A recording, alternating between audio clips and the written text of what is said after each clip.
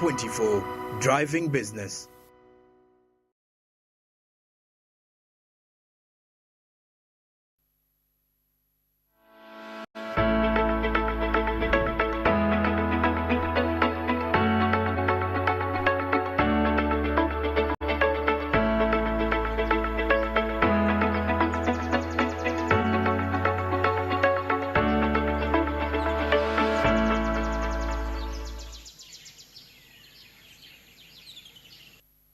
Well,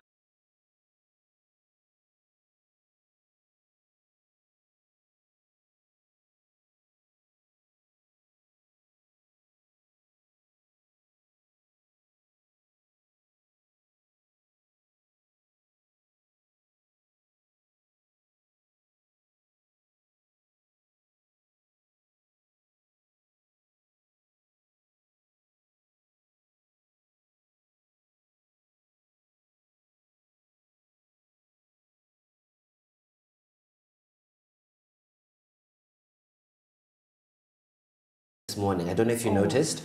So for all those that are rushing to work at this time, they should probably get to work right now. Probably is it because some students are heading back to school and later on in the day, that's when traffic could be, when kids are going to school, they tend to... Yes, it starts off a little quiet. It's like the calm before the storm. But anyway, markets were actually flooded. Parents were shopping. Yes. These people into scholastic materials were getting some money. So really, if you went downtown, if you went in the supermarkets, it was crowded. I bet all the shops with scholastic materials, pencils, rim.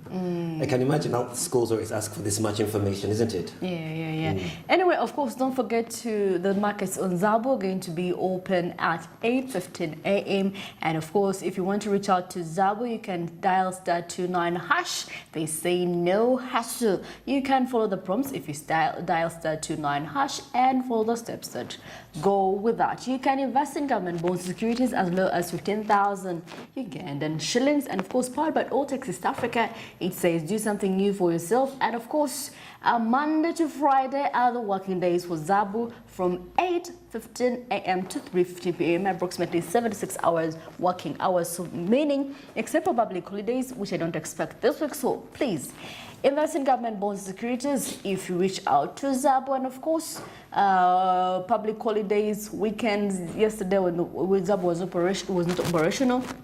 So Zabu says, my money, my future. Alltex East Africa says, do something new. It's the year 2023. Well, of course, starting off with our morning call today. And of course, we're going to be looking at artificial intelligence, what most people call AI, and what it is doing for the job market. And of course, we've seen reports when it comes to film. People are losing out their jobs. Script writers are losing out their jobs due to AI because it can do what they can't do. So definitely. Yes. And when you've seen the writers' strike that they've been talking about the whole time, they're contesting the idea of their likeness being taken in the future. So it's not only their scripts that might be tampered with, but their likeness. That's what artificial intelligence is taking. So you find that an actor right now, let's say Denzel Washington, his likeness could be taken or stolen, and in the future they'll just put words in his mouth and it's not him, and he hasn't signed off, so he might lose out on money in future roles because they don't need him, they just need his likeness. So artificial intelligence is definitely here. So today we're going to talk about how that is shaping the business world and for Uganda as well, isn't it? Yes, true right there. And of course, much as people may lose out on a few jobs because of AI, there could be opportunities that come with AI. And of course, we see in Uganda, AI can enable development of new industries and sectors. As AI technology advances, new opportunities for innovation and entrepreneurship arise. Okay, now startups and small businesses can leverage AI to develop new products and services, creating jobs in the process. So right there for you, AI has a variety. It has knowledge. So definitely you can, reach out to it and ask it You never know. I mean, we're seeing people in campus starting to use AIs to write their scripts or their thesis. ChatGPT. and related, yes, it's interesting how that has revolutionized the way we think, the way we work with the internet. And you're seeing here the rise of the AI-related jobs, the wave of demand amidst the AI revolution. There's a surge in demand for AI-related jobs. Positions such as AI trainers, data scientists, machine learning engineers, and AI ethicists are becoming indispensable in organizations. It's time to explore these emerging job opportunities and align your skills with the evolving job market to secure your place at the forefront of this exciting wave. So we're seeing that a lot there's opportunity for jobs regarding this new AI systems and the change around it. Although the idea that AI is going to make work much easier, so people are going to be losing out on jobs, right? Yeah, definitely. So it's up to us. What do you think, Mercy, we can do as Uganda to be ready for the AI systems that are inevitable, that are coming on? Well, of course, for us to be ready, you have to be updated on what is happening. And there are other alternatives. You could also be a part of the people that instructing this AI, or maybe be part of creating a more artificial intelligence. You could be in engineering, whatever. Make yourself involved. Do not take on courses or job opportunities that are going to be replaced with AI. I mean, customer care service now. I mean, it's for some organizations, someone won't respond to you. It will be definitely AI to come up with a response there and then. And yes, I mean, I was calling MTN this weekend, and there was a voice generated person that all the prompts and the questions, because we've created this idea of a lazy culture, but it's a faster and more efficient culture. So we have to find a way to work with the AI. But regarding Uganda and how we can work with the new AI systems, we need to harness the full potential with our infrastructure. First of all, our data. It has to be much faster. Wi-Fi has to be implemented in most countries. Definitely. It has to be subsidized in terms of prices, right? You can't go to spaces that there's no Wi-Fi. And your data maybe is more expensive. So if there's better ways in which our infrastructure regarding the internet, the Wi-Fi, the data systems are better, we'll be able to be prepared more for the new AI changes that are happening. of course, I think that is one of the reasons why we are a bit back, but not necessarily, don't want to say backwards, but then we're not really into the system of AI, because I mean, look at us. We've just had 5G, and of course everyone can access it, really. So we have to be in a position where we are thinking big. We're evolving with the rest of the world. Yes. Yeah, when it comes to technology and information science, ICT, everything rotates around AI. And one of the things I love with this is it's going to force us to upskill.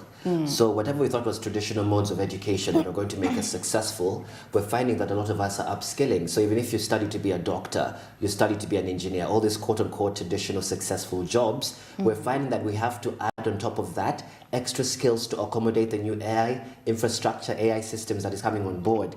And I see here that it also helps with augmented intelligence. Some of the benefits that we can look at regarding AI, it doesn't have to be a scary thing. We're seeing that unleash your superpowers, fear not, for AI is not here to replace us. It's designed to augment our capabilities and help us achieve greater heights.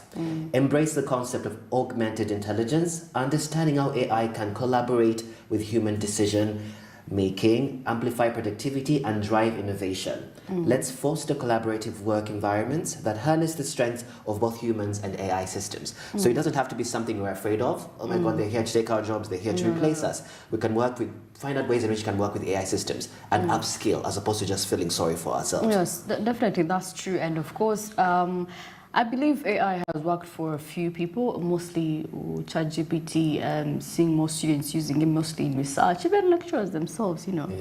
It's a good application, really. You just type in, instruct it, and then it gives you, even if you want lyrics for a song, if you want a movie script.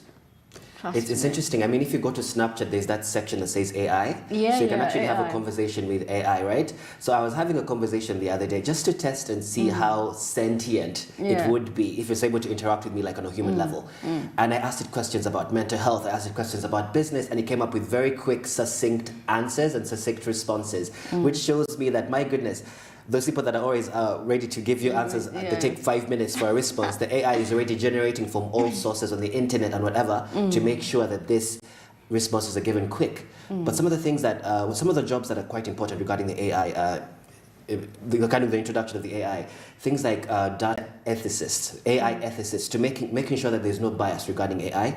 There's no directed algorithms. There's no bias with race, with gender. So those jobs are coming on board, where people actually check and see the responses that AI is giving people to make sure that it's not racist, it's not promoting domestic violence. All these things are spaces in which AI and humans have to interact. Because on a level, AI isn't human, but it has to understand that human concept. And that's where some of those jobs can come in. Yeah, that is where your humanity comes in. Right. Because, I mean, you apply emotion, you apply, your thinking is beyond AI. Yes. You know, you could think of different ideas, you know, because AI is really programmed. You may ask it a certain thing, it's like, I do not know. I mean, why would you ask, how would you ask it how you're feeling? It doesn't Exactly. feeling. So definitely there is a space for you as well. Exactly. So we have this ethical... When it comes, yes. I don't believe when it comes to counseling or psychiatric psychics or whatever shrinks, I don't think AI could be able to do that, because, man, people are battling with mental health. I don't think AI could do that. We need humans who understand our emotions. So definitely the job opportunities. But there is that conversation surrounding, can AIs be sentient? Are they able to feel human emotions, right? think so. Are they able to relate with us? And that's the goal. So the idea is, I worry that in the next 10, 20 years, the more we feed the AI with this information, right? How to respond. Because I believe when the AI is having conversations with just you, it's able to understand how you interact, the kind of responses you're used to, your emotional balance. So before you know it, AIs might be able to sell on your behalf. It can never actually. It can sell over the phone a product in the next 20, 30 years, depending. There is a movie I watched, and it could sense your heartbeat and really tell how you feel at the moment. If your heart was beating fast, it would ask you, are you feeling okay? Yes. Yeah, so definitely we're not advocating like you should really, but anyway, you should find ways of really making sure that you fix yourself somewhere. Yeah, you know? be able to upskill. It's important to upskill, constantly equip yourselves with skills that are going to help you work in tandem with the AI and not against it. Because if you think about it replacing you and not upskilling, then you'll just be upset for a long time, because AI is here and it's not going anywhere. I mean, you're already starting to see cars that are auto-driving on their own. Before you know it, the planes that are going to be auto-driving as well on their own. So if we sit back and think, the AI can't replace us, it might be able to replace a few jobs and skills. So if we stick to one skill, we're past the world, Mercy, where we're only focused on just one job skill. We have to be able to upskill, right? And data analysis, data ethicists. All these are jobs that we can start to pick on that are going to help us work in this new AI world, because guess what? It's not going anywhere. Well, of course, that is what we managed to have for the morning call. And of course, we're going to continue this conversation throughout our 3 hours till at 9:55 a.m. And of course, we're going to talk about AI, how it's affecting business, how it's going to help us improve ourselves, you know, our country's development, businesses, startups, everything now retorts to artificial intelligence, and how, if you've not tried it, you could try it and, you know, see how you can fit in. Embrace IT, embrace ICT, embrace system management. You know, that is where everything is at, okay? So definitely we're going to look at what is happening in the press, because I know very many things have actually transpired throughout the weekend.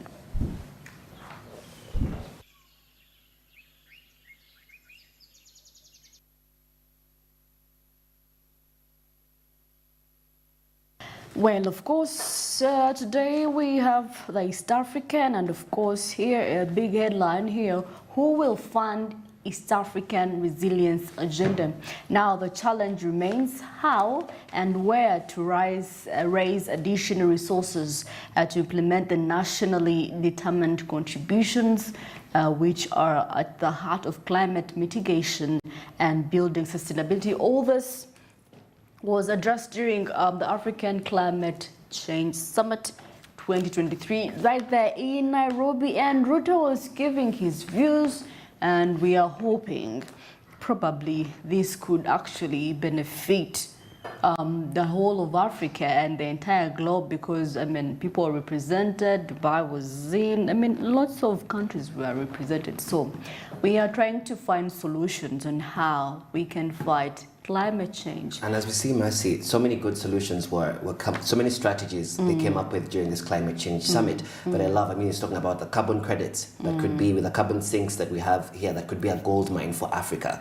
So the idea that he's bringing electric bikes, 1 million electric bikes into Kenya, he's advocating for 3,000 electric stations to charge those electric bikes. So there's already steps that he's taking to make sure he's curbing he's leading the fight with climate change. And we're seeing in the Daily Monitor today, Museveni renews order to fingerprint army guns.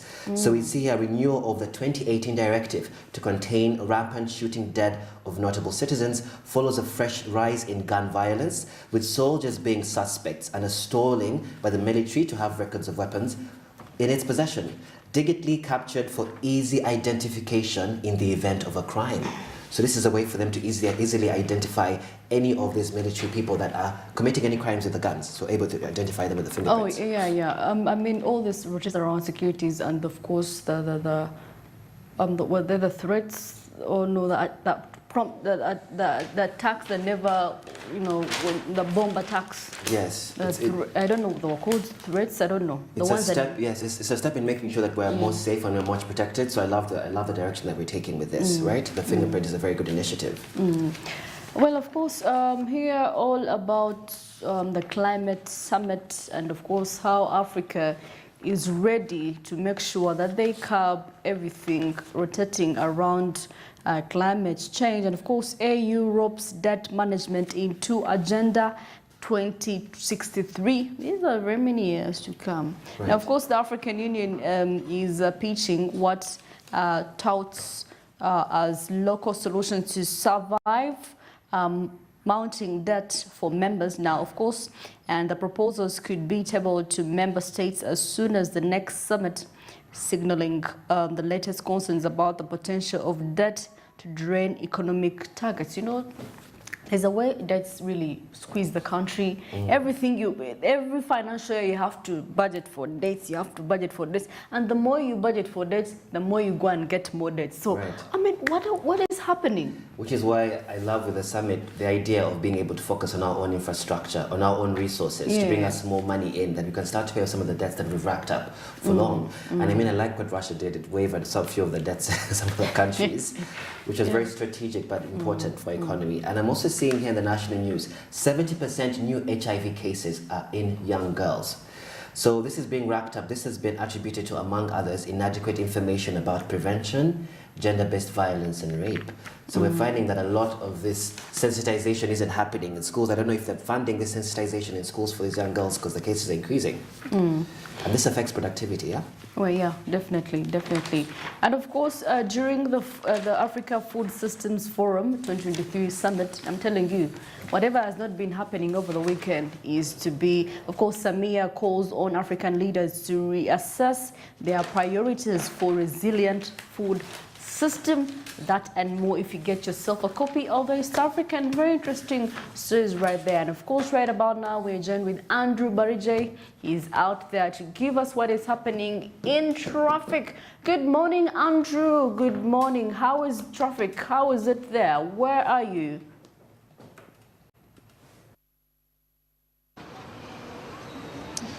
Well, thank you very much, Marcy and Godwin. A very good morning once again. This is Andrew Barige, and definitely bringing you the latest traffic updates at this very hour. And today, it's a cold Monday, and we are starting right here at the Ginger Road traffic lights, and basically the heart of the city center, which has about 8 routes, definitely that actually link up to this very destination. But well, we are going to take a look at the different routes and how are they standing when it comes to the traffic congestion. Now, of course, starting at my very back, and that is the access road, which has the 6th Street, 7th Street, and the 8th Street.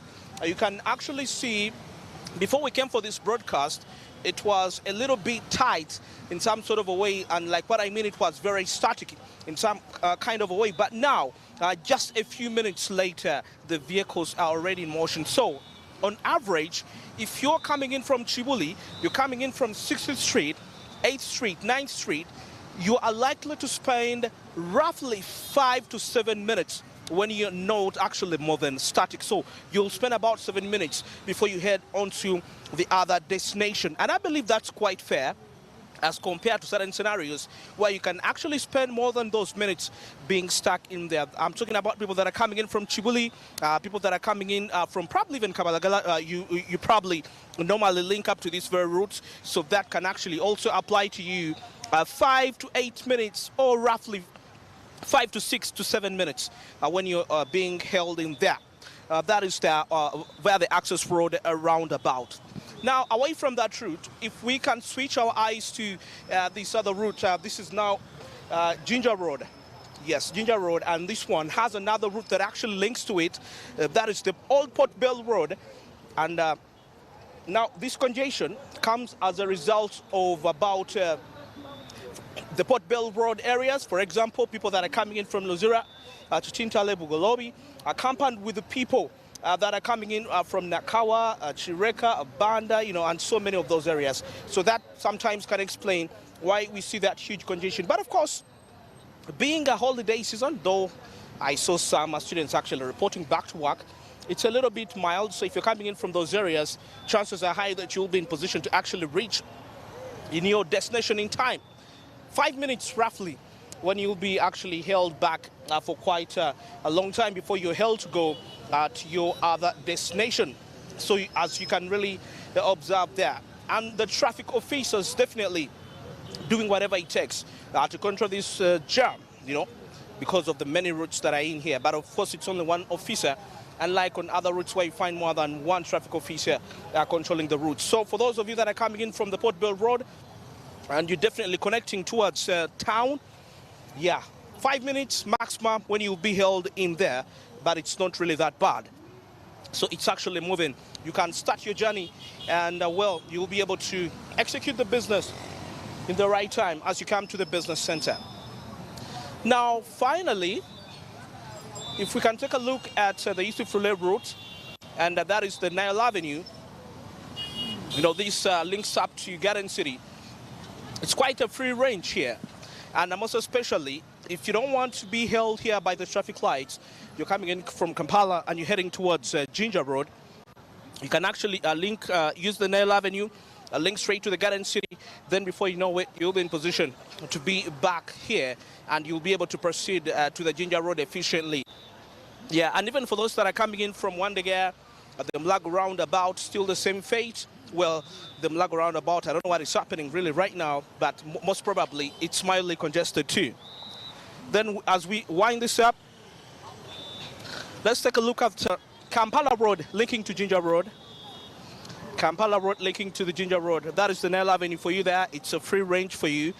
Those coming in from Wandegea, even Kamocha, and you're likely to connect to the Gulf Coast, you can still come towards this side of the Nile Avenue and proceed efficiently. Then finally, that is the Kampala Road linking towards Ginger Road. It's a free lane for you. Though the only unfortunate bit of it, what I've come to realize is that there are days when you're held by these traffic lights or by the officers for quite some time, for about 8 minutes. So for you to avoid that, please just use the Nile Avenue route, linked to the Yusuf Relay Road. You'll continue efficiently. But otherwise, it looks free. But the only challenge is that once you're held, the 5 to 10 minutes, 8 minutes list that you can actually spend in there. So you can really see what is happening at the different routes here, at the Ginger Road, at the junction here, and of course observing the traffic atmosphere on such a cold Monday morning. So you can actually make the right decision according to what you're seeing. But on average, it's mild congestion. Well, that is it for the traffic updates for this very hour. And now let me take you back to studio with Mercy and Godwin. Thank you for that beautiful report, Andrew. And of course, those that are heading in to Kampala from Nakawa and Tinda, Bukoto, whichever area, or Ginger, there is a little bit of traffic. Maybe cars can be actually stopped within 3-5 minutes before you get to the city center. But of course, that was it at the access road. And of course, don't forget that the markets on Zabo are going to be open any minute from now. That is 8:15 a.m. And today is a Monday. Definitely, it's a working day for Zabo. And of course, if you want to reach out to them, you can dial *29# and for the prompts all steps for you to invest in government bonds and securities. And you can invest as low as 15,000. You can shillings. That is the very lowest price you can go for. And of course, from Monday to Friday, working hours except for public holidays and weekends. So definitely from 8:15 a.m. to 3:15 p.m. you can reach out to Zab. And of course, it is powered by Alltex East Africa. And of course, and it says do something new. It's the year 2023. And Zabo says, my money, my future. Of course, a smart business calls for a short commercial break, but coming up is a Caribbean East Africa and what is happening globally in terms of business.